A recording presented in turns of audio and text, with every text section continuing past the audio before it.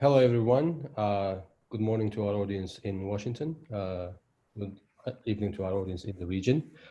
This is another important event by the Caspian Policy Center. I am Afghan Nifty, the Executive Director of the Caspian Policy Center. Today, we are bringing together academic and foreign policy experts to discuss the security implications of foreign surveillance systems in Central Asia. This event is held in conjunction with the release of our Caspian Policy Center's policy brief on China's growing influence in Central Asia through surveillance systems that explores the effects of increasing Chinese technological involvement on Central Asian national security and private data. Specific topics will include the use of Chinese surveillance systems, the implication of the soft power competition in the sphere of technology, and the challenges faced by Central Asian countries due to the foreign technologies. The experts will discuss the regional cooperation and the role of the United States can play in the region. We have a very impressive line of speakers today, and I'm glad to see Ambassador Hoagland, Brian Todd, Professor Casanova, and also our own Nicole and Akboda here. I'd like to thank all our CPC team for putting this event together. I hope this will be interesting. And from the registration, I see that today we have a different crowd that is following our event because this is something different topic that we've been doing previously. Here I will just stop and ask Akboda to start our panel. She is our programs manager and also the moderator of this good event. Thank you. Thank you, Afghan. So yes, I'd like to first start by thanking the speakers today. Thanks, Professor Todd. Thanks, Professor Kasianova, for joining us to discuss this important topic. So the policy brief that Afghan mentioned, that's titled China's Growing Influence in Central Asia Through Surveillance Systems, is online. You can find it on our website, caspianpolicy.org. Our team, including Nicole and Nicole Volkov, who led the project, and Ambassador Hoagland supervised it, put a lot of effort into making it informative and concise. So it's only, I think, 8 pages, but it gives you a sense of the situation. So the topic of today's discussion is very close to my heart personally, and with, with like Central Asia's rapidly developing and economy and modernizing infrastructure to satisfy the growing economic and societal needs, it becomes increasingly important and vital question whom Central Asian countries partner with, and the utility of using the advanced technologies for safety purposes are high. We saw how surveillance and technology proved useful in enforcing the lockdowns during the coronavirus quarantine and enabling efficient contact tracing in some countries of the Caspian region. In the pre-coronavirus times, they've been used to enforce security. From my personal experience, I know that traffic surveillance can very well deter speeding and irresponsible driving. But risks associated with malicious use of citizens' personal data are high too. But yes, let's give the floor to the experts, starting with Ambassador Hoagland. So Ambassador Hoagland is the chair of the Security and Politics program at the Caspian Policy Center and a primary supervisor for this project. He held multiple diplomatic positions in South and Central Asia, including serving as a US ambassador to Kazakhstan and Tajikistan, and US chargé d'affaires to Turkmenistan. Ambassador, you have the floor. Okay, thank you very much, Akboda, and thanks to our audience for tuning in this morning all over the world. And we hope that you have a very fruitful and interesting experience this morning. I'm going to say a few words in general about surveillance technology before the other experts on our panel get into a different point of view. You know what? Surveillance technology continues to grow by leaps and bounds around the world, not just in Central Asia. And inventors and developers are moving so fast that they will sometimes freely admit that they haven't thought carefully how to prevent, even if prevention is possible, the misuse of their new technologies. First and foremost is the rush to the market to be the first to offer a new technology that the public will eagerly purchase just to be trendy because everyone wants the latest technology. And in such an overheated environment, great personal fortunes can be made. In fact, almost overnight, but they can also be lost just as quickly. Surveillance technology actually is not very new. It's been growing for the past 2 decades, the past 20 years. And during that time, people have gotten used to it. In the United States, for example, it's almost universal in a number of situations. For example, police surveillance cameras are totally considered normal along highways and also at busy urban intersections to catch speeders and red light runners. In department stores and grocery stores and pharmacies, surveillance cameras are almost universal in every aisle to catch shoplifters. Outside urban public buildings, cameras surveil passersby, and at universities, cameras monitor who enters and leaves buildings, including even cafeterias and student dormitories. The world is still in the relatively early days of this new but soon to be universal technology, especially facial recognition technology. The companies selling this technology and government officials who both sell it and buy it generally dismiss citizens' reservations about it by saying, if you follow the law, you have nothing to fear. But that's not especially true because facial recognition technology is still not 100% accurate.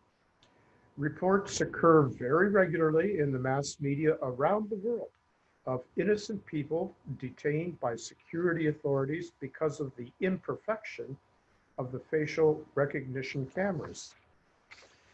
In Central Asia, there are at least 2 very specific problems. One is China's propensity for what has come to be called predatory lending.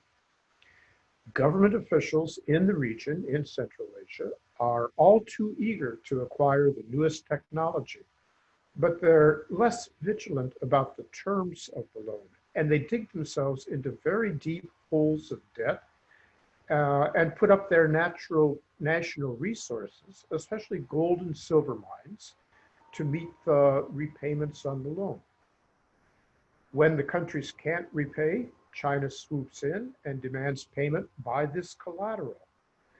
Details about this in Kyrgyzstan and Tajikistan are well documented in our policy brief that has occasioned this discussion. And I encourage you to read it, as you've already heard, but just to remind, it's available at www.caspianpolicy.org. Now, the second problem in the Central Asian region is more subtle, but also potentially more dangerous. In a part of the world where the governments do not especially over-respect the individual rights of citizens, this new technology can be used for social and political control. Specifically, it can be used to monitor the political activities of peaceful opposition groups and to entrap their leaders. With new artificial technology, anodyne surveillance films of peaceful activities can actually be altered after the fact to portray peaceful protesters engaging in what then the governments will say was clearly illegal activities. And sadly enough, there are some governments that would do this kind of thing. So in conclusion, here's my bottom line. All nations, including my own, are swept up in acquiring and finding ways to employ this new technology that we still don't fully understand. At a minimum, all nations, including my own, should start seriously drafting and then passing and implementing fairly laws to protect their citizens against the political misuses of this new technology. Thank you very much. I look forward to the other presentations. Thank you, Ambassador Hoagland. And next speaker is Nicole Volkov, who is a research assistant with the Caspian Policy Center Security and Politics Program and the Policy Brief project leader. She is a senior at the George Washington University with a research interest in Russia's relationship with the greater Caspian region and its implications for security. Nicole, the floor is yours. Thank you. Firstly, I would like to thank the Caspian Policy Center for giving me this opportunity to help author this policy brief. And I will be talking about the main highlights and arguments and recommendations in this brief. Modernization of security systems and telecommunication systems are vital as new threats emerge and rapid interconnectivity becomes more essential in an increasingly globalized world. Through the Digital Silk Road announced in 2015 as the technological component of the Belt and Road Initiative, Chinese technology companies have aided Central Asian states and law enforcement agencies to establish security systems, some of which utilize facial recognition software. Examples include the establishment of safe cities or smart cities, which use facial recognition and other programmed cameras to monitor citizens and traffic violations. Already, Huawei cameras overlook Nur-Sultan, Tashkent, and Dushanbe. Similarly, Chinese state-owned technology company CEIEC particularly funded a new police command center in Bishkek and fitted it with its facial recognition cameras. Chinese companies have also entered into the telecommunication markets and closed deals to provide 5G to the region. Huawei is already the main technology provider for the most popular Kyrgyz carriers, and in the past decade, Uzbekistan has entered into 2 multi-million-dollar deals with Huawei to modernize its telecommunication systems using money from its loans received by the Chinese Development Bank. While faster cell service and streamlined law enforcement techniques are beneficiary, they do not come without costs. As projects are heavily financed by Chinese state-linked companies or by loans taken from China, countries run the risk of debt entrapment. This already occurred in 2014 when Tajikistan was forced to give gold mining rights to a Chinese company after failing to pay back loans for a power plant. Chinese technology could also possibly jeopardize state security systems and citizens' data due to the Chinese national security law. This states that all citizens, enterprises, and organizations have the obligation to maintain Chinese national security, which suggests that Chinese companies would be obligated to hand over information on users or security systems if requested by the Chinese government. This could pose a significant threat for national security, and coupled with the growing debt to China, could allow China to attain more economic and security leverage in the region. While responses in the region have been minimal, some states have expressed hesitation, as in 2018 when Kyrgyzstan turned down Huawei for the Russian company Vega to install facial recognition cameras as part of creating Bishkek's safe city system. The main recommendations of this brief focus on diversifying Central Asia's technology and telecommunication partners, looking to local, Western, or Russian companies, thus decreasing the risk of monopolization by China in this industry. Recommendations also include the creation of bilateral laws to ensure information protection and privacy rights, and to guarantee personal and national security. Thank you. Thank you, Nicole, for the brief overview of the report. And our next speaker is Professor Brianne Todd, who is an assistant professor of Central Asian Studies at the Near East South Asia Center for Strategic Studies at the National Defense University, where her areas of expertise include transnational threats and regional security issues in Central Asia, Russia, and the Caucasus. Brianne, please, the floor is yours. Thanks. First, I would like to thank the Caspian Policy Center for inviting me to be part of today's discussion.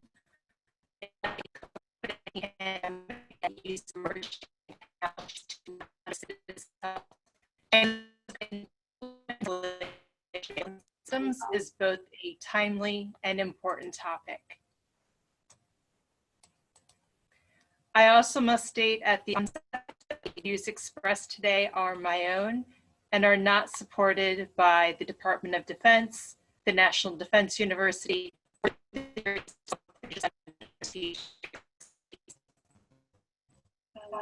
Brianne, audio is sometimes not good, it breaks out. I'm not sure how to fix that, but maybe if you could talk a little bit slower, that would be easier to catch.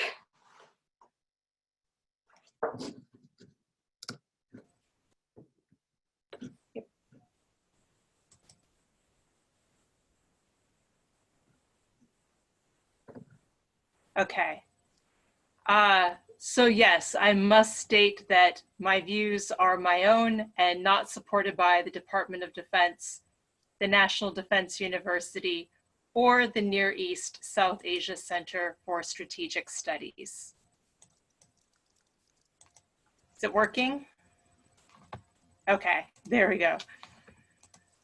The policy brief that CPC is releasing today provides an excellent overview of China's digital Silk Road and Central Asia.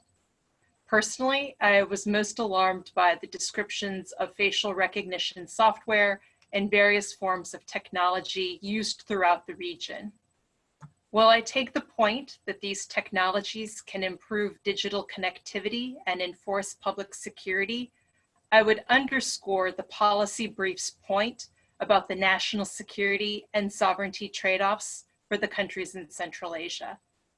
It's not that citizens' data obtained through this technology could be at risk of being captured and exposed to the Chinese state security apparatus. I think it is almost certainly already occurring. There has been widespread reporting about the Chinese government utilizing these technologies in their own country to include the use of advanced face recognition software. And I am very concerned that some of these same technologies could be utilized in Central Asia. I envision a scenario in which Chinese companies field test in Central Asia some of their products planned for domestic use. Last year, the New York Times reported at length on Chinese police departments that wanted to acquire smart camera systems that could identify people with Uyghur and non-Uyghur attributes. As Ambassador Hoagland mentioned in his remarks, we know that these technologies are still imperfect, and they require the continuous addition of new images for the algorithms to improve. Capturing facial images and other biometric data from Central Asian populations, especially from citizens in Kazakhstan and Kyrgyzstan, would go a long way toward improving Chinese technologies. As one example, the Chinese company cited in the CPC brief produces the hardware used in facial recognition cameras currently used in several cities in Kazakhstan. Hikvision previously advertised that its cameras and software offered a minority recognition function, but the company claims that it began phasing it out in 2018. For Central Asian officials granting access to Chinese companies, I think it is important to remember that these technologies are capturing biometric and other very sensitive officials. So there is a serious danger that this information could potentially be exploited for malign purposes by state or even non-state actors. So what is to be done? I would say that relying upon the privacy protections of a legal framework probably is not sufficient.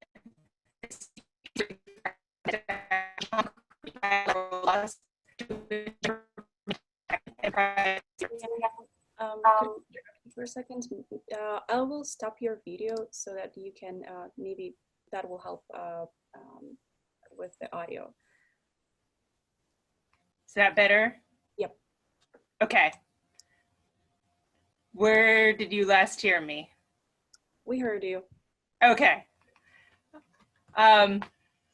So in theory, that should work, to have these concrete bilateral laws, but that requires all parties to want to promote transparency. Again, we have not seen evidence that Chinese companies are willing to provide those protections for their own citizens, and I am not optimistic the Central Asian governments would be able to secure those guarantees for their own populations. Finally, what could the United States play in this case? In July, the Democratic staff for the Senate's Committee on Foreign Relations released a report. That report highlighted many of the same issues as the CPC brief, but on a global scale. The committee report made action to counter China's digital authoritarianism. Specifically, that the United States should work with its allies and strengthen the U.S. digital workforce. To that end, the committee recommended that the Congress establish a new federal academy for digital and emerging technology capabilities, similar to existing military service academies. I'll conclude.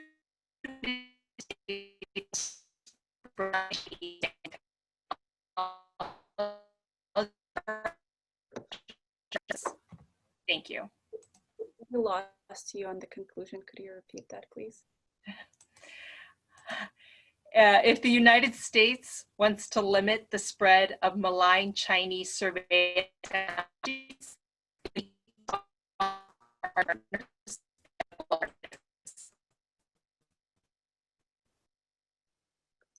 Okay, yeah, I think we got most of it. With that, we'll move to Nargis Kasyanova. So Dr. Kasyanova, please, okay, no, not yet. So Professor Kasyanova is a senior fellow at the Davis Center for Russia and Russian and Eurasian Studies at Harvard University. She's an associate professor at the Department of International Relations and Regional Studies and the director of China and Central Asia Studies Center of KMEP University in Almaty. Her areas of expertise include Central Asian politics and security, Eurasian geopolitics, Kazakhstan's foreign policy, and religion and politics in Central Asia. Now, Dr. Kasyanova, the floor is yours. Thank you very much, Agbota. I apologize for some voices outside of my room. Brian, I would be very curious to hear your last sentence. Maybe if you can type it in, what the US should do to deal with the problem, that would be great. I'm also very happy that Caspian Policy Center published this policy brief on this extremely important topic that I think has been under-researched for quite some time. And these were the journalists who sort of started drawing the public's attention to the developments in the region, and the academic community has been lagging behind. But we have some people who are doing research. It's Erika Marat,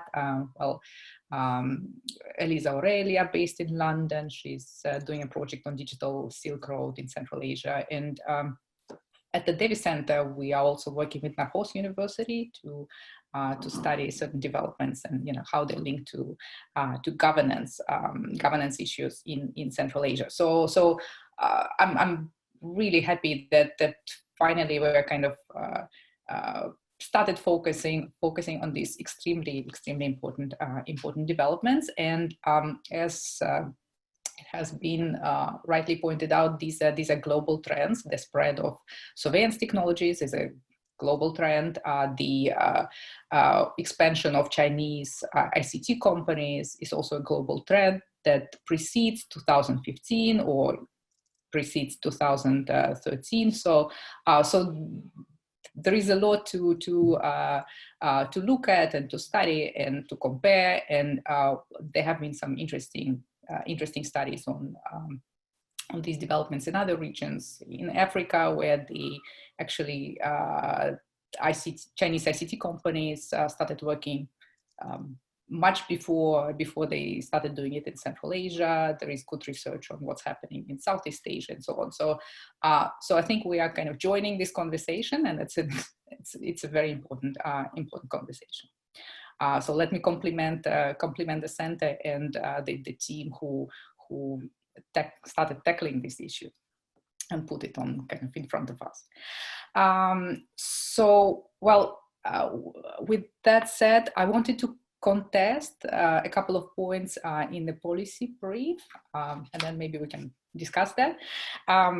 So at the beginning, you write that economically developing nations have little choice if they want to improve digital connectivity, but work with Chinese companies.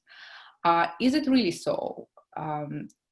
Do they have a choice? And it seems to me they do have a choice, both in terms of what companies to work with, but more importantly, I understand that working with Chinese companies is it's very attractive, actually. They do provide a very attractive package, and this can be done with loans provided by Chinese policy banks. So it's, you know, it's a very, very attractive deal. But still, there is a room for maneuver with whom to work, and more importantly, on what conditions to work. And here maybe I can refer to the study done by Eugenio Gagliardone, who studied Chinese ICT companies in Africa, and he compared how they work in different African countries. And one of the findings was that they are happy to provide what the governments want. So to a large extent, these are the governments that shape these relations. And that define kind of the purpose of surveillance system or whatever technology they are importing. So I think that's an important point, and I think it's important that in Central Asia, Anika, go away. Sorry, Anika, go away. Sorry. In Central Asia, we don't know enough. There is no transparency. There is very little transparency in terms of relations between our governments and Chinese companies. And we see these projects just coming out of the blue, like IP project that you write about in your policy brief. Just we woke up and we found out about this project, that already these buses with facial recognition technology used for as a payment system. So we definitely need to know more. That's, I think, an extremely important point that the policy brief makes. In your policy recommendations, you write that it is unlikely that Central Asian governments will stop contracting with Chinese technology companies, since this appears to be the only fail-safe way to ensure total data security for citizens and government security systems. I think it will take more than that, definitely. And we had major data leaks in Kazakhstan, Kyrgyzstan. These are the ones that we know about that had nothing to do with Chinese companies or Chinese technologies. So these are the governments who need to kind of adopt proper regulations and to implement them properly, because we do have laws, you know, protecting data. And actually, it's not so much the well, it is a problem of laws. We have these laws in place, but now we need to implement them properly.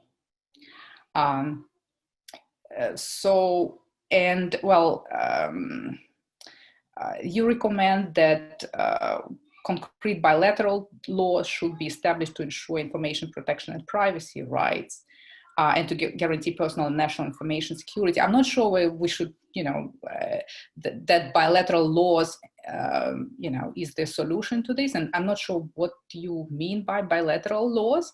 Probably we should really focus on national laws, ensuring protection of national information, personal data, and so on. And we have laws like this. They are in place. They were modeled after the European legislation, but they are not working, right? And we don't know enough how what's the provision, you know. So more transparency and more capacity of the state. I think that these are probably the avenues to pursue. And I'm afraid Central Asian governments do not have sufficient capacity at the moment to kind of to process, to adapt this technology without you know, making a potential breach to national security or incurring these big costs on individuals. So, and well, I fully agree with the point that Ambassador Hoagland made about the impact on state-society relations. That's something that we all need to think about. You know, the government societies of Central Asia. Thank you. With that, I'll finish. Thank you very much, Nargis. And with that, we are done with the presentations. And thank you for raising so many interesting questions. Would Nicole or Ambassador Hoagland like to respond or comment to that?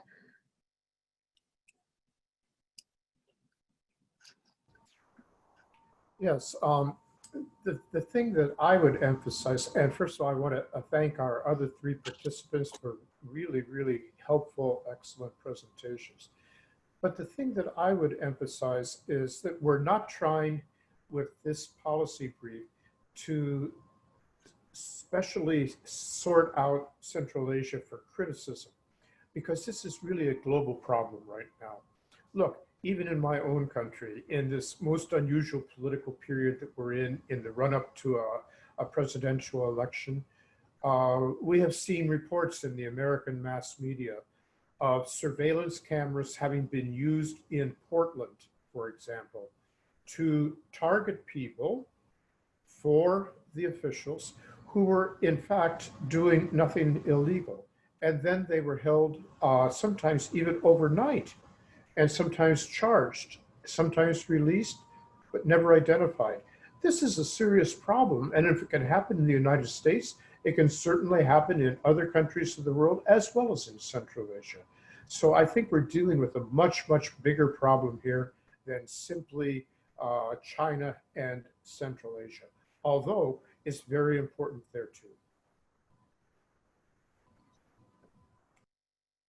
So I think Dr. Kasanova brings up this point of the Central Asian countries' agency to decide which countries, outside countries to partner with, to decide the choose the providers. It's just the question of like who they.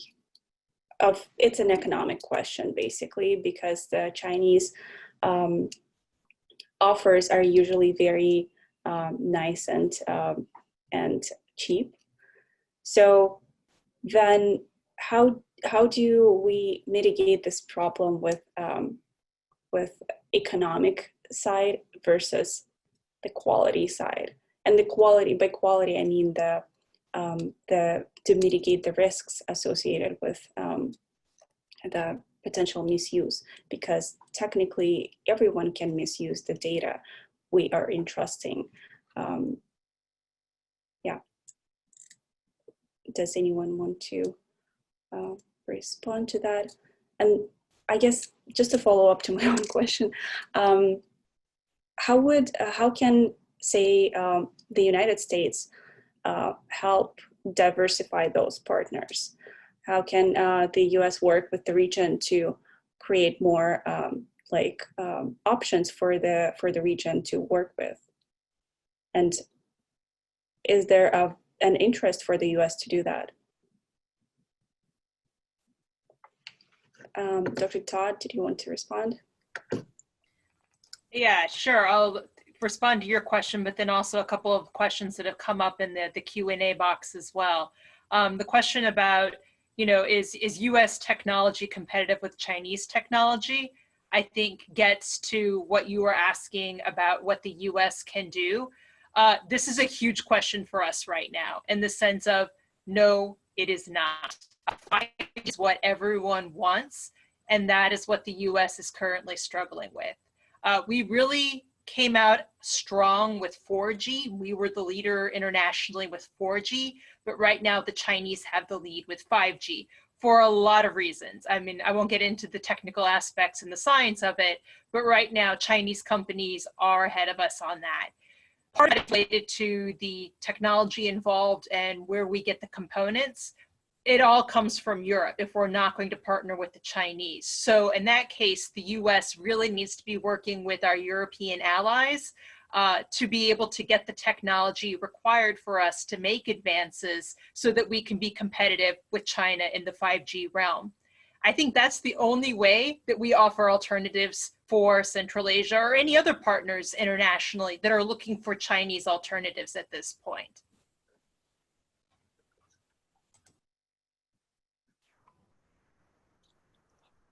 Yeah, thank you for your answer. So I guess this, for me, it raises a question of whether the US, whether we can divide this question into software versus hardware, where say in Russia, they still use the hardware provided by the Chinese companies, but rely on American companies for the software in certain cases. So would that be an option to kind of mitigate that problem? May I give a short answer to that? I think it's very interesting that you brought up the point that Russia is using hardware from China, but software from the United States. You know what? That doesn't totally solve the problem. And that's because every government in the world, every government is going to be surveilling this kind of technology. It's just a given that governments do this. Some will be very benign about it, and they will look only for true lawbreakers or sincere problems that need to be resolved. But others are likely to misuse it. And even in a vast country like the United States that has, yes, a central government, but we rely very strongly on the governments of our states, the governors and the legislatures there. There's going to be, for a period of time at least, a mishmash of laws and how things can be implemented, how they can be used. And it's going to take a good deal of time to sort that out. We're in the middle of a revolution that we don't really understand yet. And once we see how it's being misused sometimes, then in countries where citizens have a voice, they will begin to speak up more. They will begin to contact their lawmakers and say, hey, we need help with this. What can we do to help solve this problem? And only then, and I'm afraid it's a ways in the future yet, will this kind of thing be regulated a little bit more fairly in governments using this kind of technology.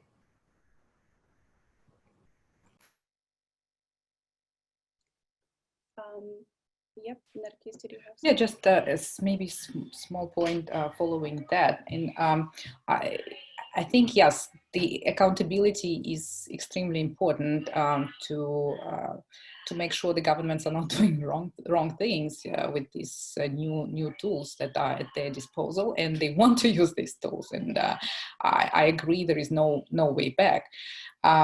And actually, to some extent, the societies buy into it because, you know, the kind of the narrative is that surveillance technologies does help to cut the crime and, you know, kind of have more order and make people comply with laws and regulations, something like what I actually mentioned at the beginning.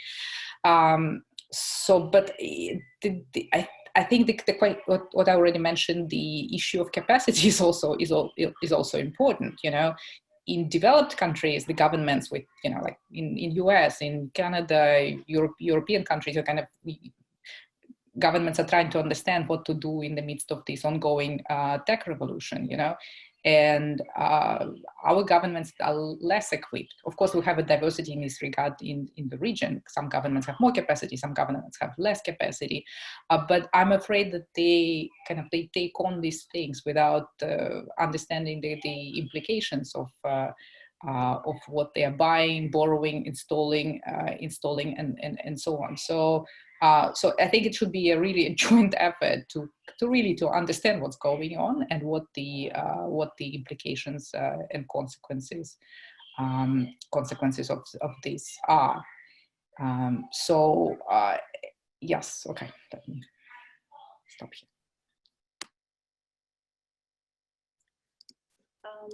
Yes, thank you for these comments. There was another question from the audience. What are the intelligence implications for the United States and its allies of the expanding Chinese surveillance technology into Central Asia?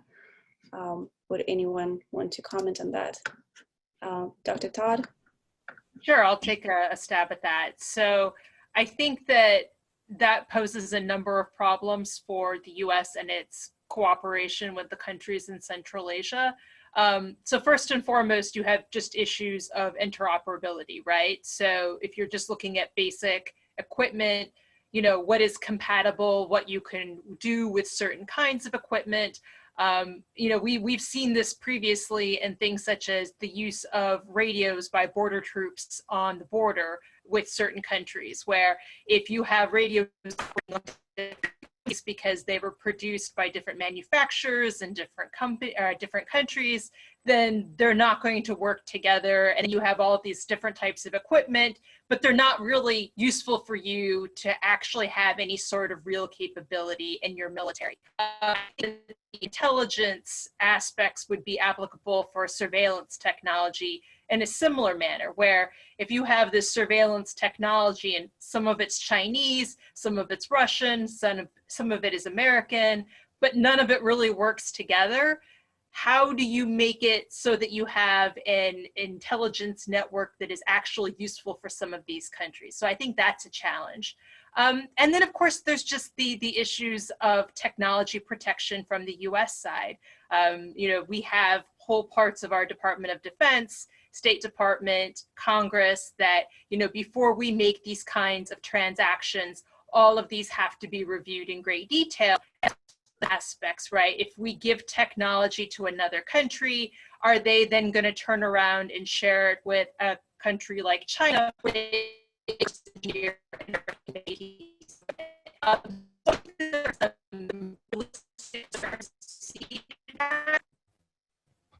Again, it looks like I'm having audio issues. But I don't have in the future where we could have both US and Chinese cooperation in that realm, surveillance technology.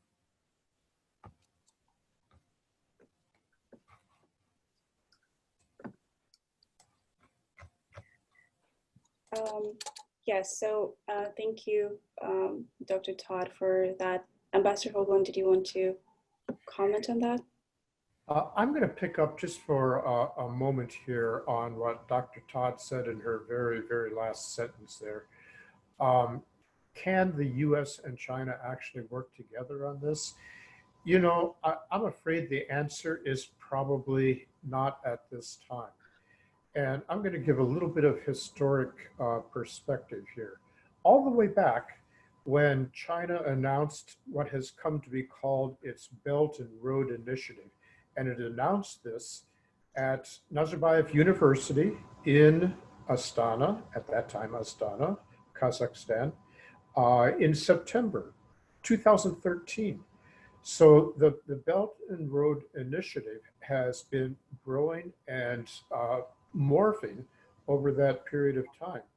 I remember when I was the Principal Deputy Assistant Secretary of State for Central Asia and South Asia, I paid very close attention to this issue.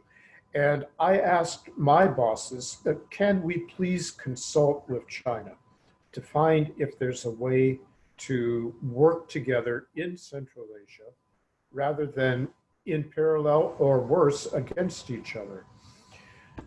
To their credit, my bosses said, all right, go to Beijing and have a conversation. I did that. To my surprise at that time, China, and this was the end of 2013, China said, that's very interesting. And of course, I was talking mainly to their intelligence officials. We knew that. They said, that's very, very interesting. Give us time to get back to you, and then we'll talk about your ideas. And so, okay, I went back home to Washington, and then it took a good deal of time for various reasons for China to get back to us. But in April of the next year, 2014, I took a somewhat larger US delegation to Beijing, and we discussed these issues in greater detail. And once again, China said, thank you so much, we'll get back to you. And then they didn't get back to us. And I have to say, it wasn't just on the Chinese side either, because on the American side, there were real reservations about actually working with China. I believe we could have done it, and I believe we should have done it. but both sides have been keeping each other sort of at arm's length for a long time. We don't have conflict with China in Central Asia, open conflict, but we're certainly not working in tandem with them to improve the countries of the region. So that's the point I wanted to make here, just a little bit of historic background.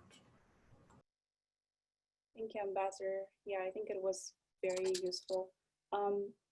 With that, we are nearing the time.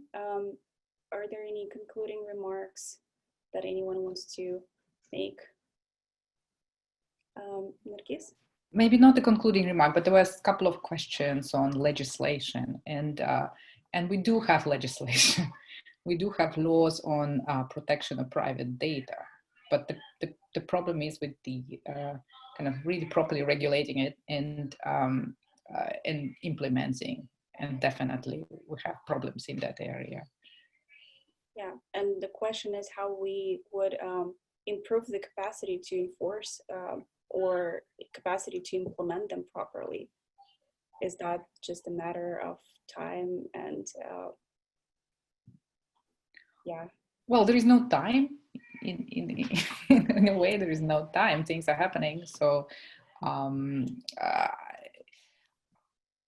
I don't know. I guess it's a combination of things, and it's, you know, training for government officials, then you know, doing something with to help the civil society gain expertise, and we do have activists, and you know, people are concerned, and you know, journalists. There is investigative journalism, and you know, so that's an issue that sort of kind of does raise people's concern. So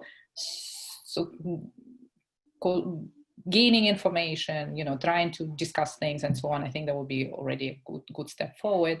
There was a question about, you know, what are the alternatives and so on. Now the EU is trying to work with Central Asian countries on sustainable connectivity, including digital connectivity. So let's see what comes out of that. And in a sense, if you look at our laws, they're modeled after the European legislation, you know, on data protection. It just doesn't work the same way it works in Europe, obviously, but sort of it's already there. It needs to develop. It needs to be developed, sort of, and you know, we need to grow the muscle in this regard. May I make just one very, very quick comment? And this is follow-up into the future. Throughout this conversation, sometimes people have asked, how can we get access to American technology? How can we know about it? Let me tell you, there are two initiatives that were employed, not just in Central Asia, but certainly in Central Asia. One is called the Blue Dot Network. And the Blue Dot Network is to help countries find reliable, honest technologies and other things that they can bring into their country. The other is the International Development Finance Corporation, which also, in connection with the Blue Dot Network and with USAID, is looking to have the highest standards available. So for those of you who might be listening and who might have responsibility in your governments for this kind of thing, please do contact the US embassies in your countries and ask a little bit further about Blue Dot Network and International Development Finance Corporation. Thank you. Thank you, Ambassador. If there are no other comments, Dr. Todd, did you want to make any final statement? Yeah, I would just follow up on what Dr. Casanova said about legislation. Certainly legislation does exist, and it's just a matter now of enforcing it. The one piece of legislation we did not discuss is China's national security law. And so I think going forward, that's something that we need to think about more for the countries in Central Asia, or something they need to be thinking about is, how do you reconcile legislation that already exists, knowing that Chinese companies also are party to legislation in China and have their own obligations. And I think that there could be tensions there that need to be explored further. That's a good point. Well, thank you everyone for your comments, for this discussion. I will turn the floor back to Efkan for the concluding remarks. Thanks, everyone. I thank all our panelists for joining today, and thanks for Ambassador Hoagland, Nicole, and Boda for putting this report together.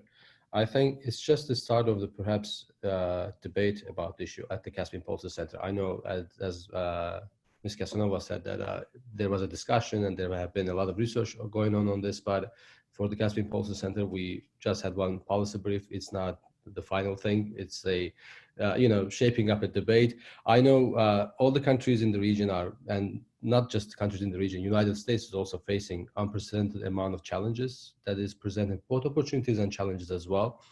And the countries in the Central Asia are young states, and I think they need a lot of institutional capacity to handle most of the challenges that is coming on to them.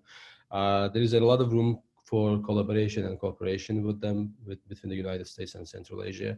And I think we will be further exploring it. I just want to also build up what Ambassador Hoagland said about the initiatives that has been started by the United States. One of them is the Blue Dot Network, which we had a very interesting event on the 9th of September with the countries in the region and also with the USAID and the AFC as well, their involvement. We'll be having a follow-up event on 23rd of September on the Blue Dot Network to all audience, or all our audience. You are all invited to attend and tune into the Caspian Policy Center. We'll be putting together a company representatives and the government representatives from the region to discuss the opportunities for, from the United States, and also overall what Blue Dot Network means and how they can engage. With this, I want to conclude and once again thank you all our panelists and also all our audience joining to us. Thank you. Thank you. Thank you.